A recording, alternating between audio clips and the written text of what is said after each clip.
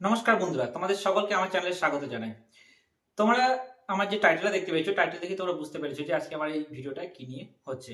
অর্থাৎ এই আমার ভিডিওটা যেটা আজকে দেখতে পাচ্ছ, সেই ভিডিওটা হচ্ছে যে লোগো রিলেটেড। অর্থাৎ আমরা যখন ইউটিউব চ্যানেল বানাই বা ইউটিউব চ্যানেল যখন তৈরি করছি, তখন তৈরি করতে গেলে আমাদের ফার্স্টে কি লাগে? একটা লোগো লাগে।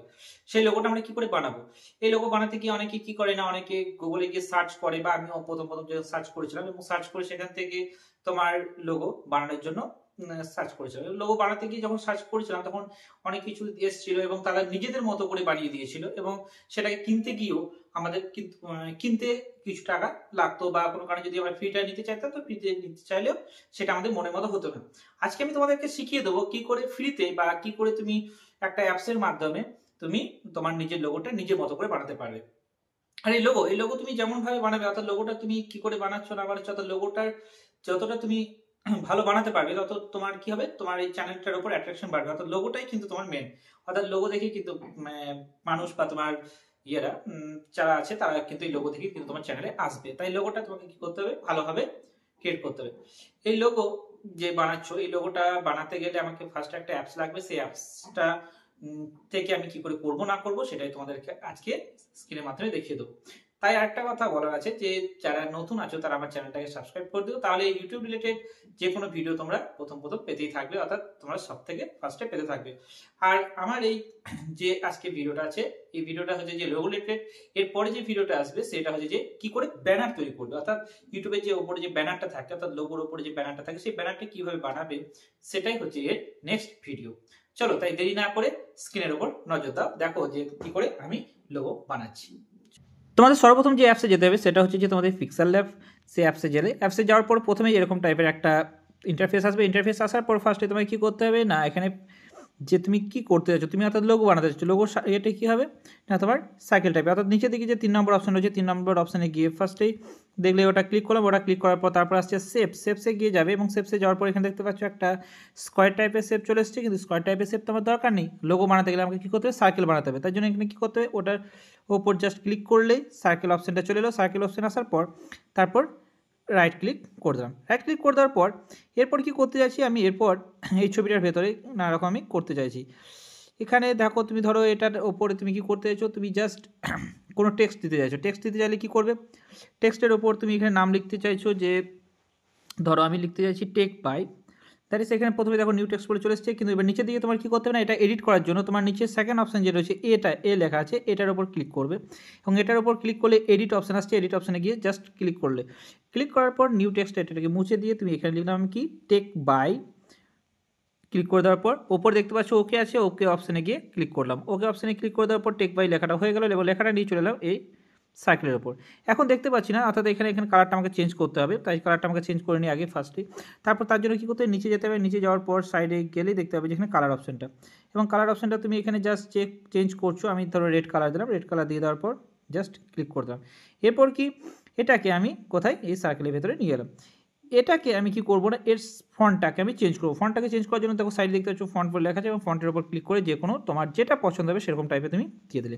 এবার কি আছে না, এর সাইজটা যেটা রয়েছে, সাইজটা একটু জাস্ট ছোটো আছে, একটু বড় করব। তার জন্য বড় করার জন্য আমি সাইজে গিয়ে একটু বড় করে নিলাম, এবং তারপর এটাকে অ্যাডজাস্টমেন্ট করে নিলাম। তুমি সার্কেলটাকে যদি একটু ভালো ভাবো তাহলে সার্কেলটাকেও তুমি বাড়াতে পারো, এবং সার্কেলটাকে আমি একটু জাস্ট নিজের মতো করে সাইজ করে নিলাম, এবং দেখতেই পাচ্ছ যে এখানে সাইজ হয়ে গেছে। এবং এটার ওপর যদি এবার সার্কেলটার তুমি যদি সাইডে যদি একটু ব্ল্যাক টাইপের কোনো আনতে চাও, তাহলে সেক্ষেত্রে করতে পারো। নিচের দিকে অপশান পাবে স্ট্রোক বলে, স্ট্রোক অপশানে গিয়ে জাস্ট ব্ল্যাকটা তুমি ক্লিক করলে, ব্ল্যাকটা ক্লিক করলে কিন্তু এখানে ফিল কালার হয়ে যাচ্ছে। তাই এটা নয়, স্ট্রোকের জন্য তোমাকে কালার কী করতে হবে, স্ট্রোকের কালার পাবে তুমি নিচে, অর্থাৎ নিচে এখানে যে কালার রয়েছে সেই কালারটা স্ট্রোকের কালার ব্ল্যাক দিলাম।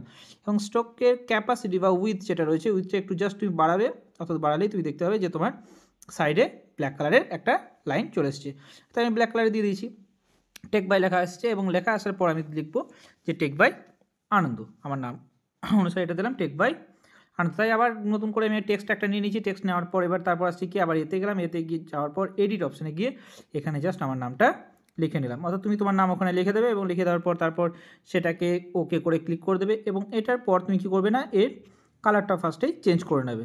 কালারটা চেঞ্জ করার জন্য আমি এখানে এর কালার দিচ্ছি, আমি ব্লু কালার দেবো, বা কেউ পার্পল কালারও দিতে পারো। আমি এখানে জাস্ট ব্লু কালারটা দিলাম, এবং ব্লু কালারটা দিয়ে দেওয়ার পর এটাকে আমি সার্কেলের মধ্যে নিয়ে চলে এলাম, এবং এখানে নিয়ে আসার পর জাস্ট রাইট ক্লিক, এবার এটাকে আমি কি করব না, এর ফন্টটাকে আমি চেঞ্জ করব। ফন্টটাকে চেঞ্জ করার জন্য আমি নিজের সুবিধা মতো করে একটা নিয়ে নিলাম এবং সেটাকে জাস্ট ওকে করে দিলাম।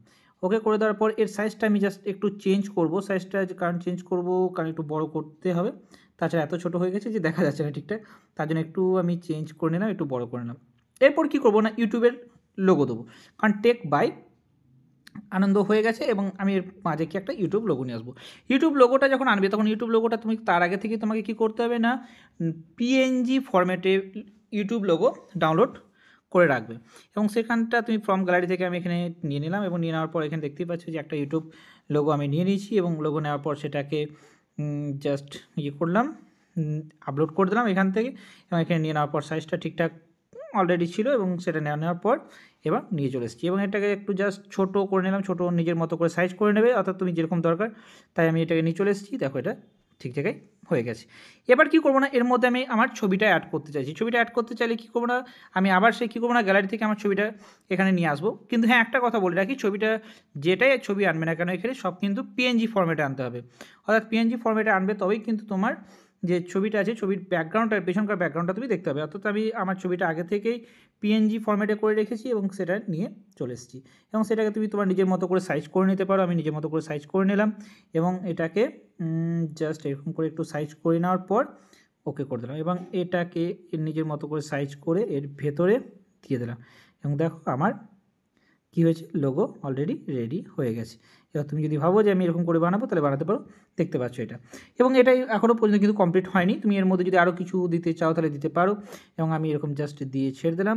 হ্যাঁ, এবার এটাকে আমাকে কী করতে হবে, পিএনজি ফরম্যাটে ডাউনলোড করতে হবে, অর্থাৎ এটাকে সেভ করতে হবে। তো পিএনজি ফরম্যাটে এটাকে সেভ করতে গেলে আমাকে ফার্স্টে কী করতে হবে, নিচের দিকে 4 নম্বর অপশানে যেটা রয়েছে স্কোয়ার টাইপের সেখানের উপর ক্লিক করলাম। ক্লিক করার পর সেকেন্ড অপশানে দেখতে পাচ্ছ ট্রান্সপারেন্ট অপশানটাকে জাস্ট ক্লিক করলে পেছন কাটা ট্রান্সপারেন্ট হয়ে যাবে। এরপর তুমি এটাকে কী করবে, এটাকে সেভ করবে। সেভ করার জন্য উপরে যে অপশান রয়েছে দেখতে পাচ্ছ 2 নম্বর প্লাসের পরে যে এটা, সেখানে ক্লিক করলে ক্লিক করার পর তারপর নিচে দেখতে পাচ্ছ সেকেন্ড অপশান সেভ অ্যাস ইমেজে ক্লিক করলাম। ইমেজে ক্লিক করার পর দেখো সবগুলো ফরম্যাট দেওয়া আছে, পিএনজি বা ডাইমেনশনটা যেটা দেওয়া আছে ডাইমেনশনটা ডিফল্ট দেওয়া আছে, ডিফল্ট করবে না, এটা করবে কি আলট্রা, তার মানে যে ছবির কোয়ালিটিটা আগের থেকে অনেক ভালো হয়ে যাবে। তারপর কী করবে, সেভ অ্যাস গ্যালারি করলে দেখবে তোমার এর সঙ্গে একটু কিছু তোমার অ্যাড দিতে পারে, ওরা অ্যাড দেবে এবং যেহেতু এটা তুমি গুগল প্লে স্টোর থেকে ডাউনলোড করছো তার জন্য এটা অ্যাড কিছুটা চলবে।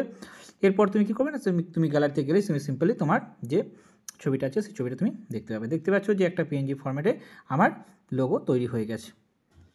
আশা করি তোমরা বুঝতে পেরে গেছো যে কি করে লোগো বানাতে হয়। তাই তোমরা যদি এই লোগো বানাতে চাও তাহলে এরকম ভাবে তোমরা লোগো বানাতে পারো উইদাউট এনি হেজিটেশন বা কোনো রকম কোনো কিছু আদার্স কোনো রকম ইয়ে না করে জাস্ট কয়েক 1 মিনিট বা 2 মিনিটের মধ্যে তুমি তোমার লোগো বানাতে পারবে।